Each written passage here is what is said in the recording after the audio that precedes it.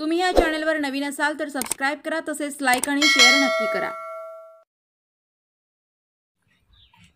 भाजप सरकार शेतकऱ्यांच्या मुळावर उठले, प्रणिती शिंदेंची टीका। मागील 10 वर्षात देशाचा कणा असलेल्या बळीराजा मेटाकुटीला आलाय। सत्तेतील भाजप सरकारने खतांचे भाव वाढवले, दुधाला भाव नाही, पीक विमा मिळत नाहीये, कांद्यासह शेतीमालाला भाव नाही, पाणी प्रश्न तर गंभीर आहे। यामुळे हे भाजपचे सरकार शेतकऱ्यांच्या मुळावर उठले असल्याची घणाघाती टीका सोलापूर लोकसभा महाविकास आघाडीच्या उमेदवार प्रणिती शिंदे यांनी केली आहे। प्रणिती या मंगळवेढा तालुक्यातील गाव भेट दौऱ्यावर आहेत। यावेळी प्रणितींनी सरकारवर हल्लाबोल केला।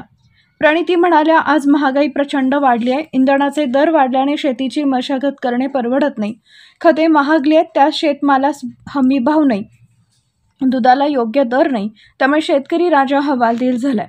मंगळवेढ्यात पाणी प्रश्न गंभीर बनलाय। अशा अनेक समस्या असताना हे लोक निवांत सत्तेची मजा घेत आहेत। यांना जनतेच्या समस्येचं काहीच पडलेलं नाही। आज शेतकऱ्यांनी आंदोलन केलं तर तिथे दाबली जातात, त्यांची गळचेपी केली जाते।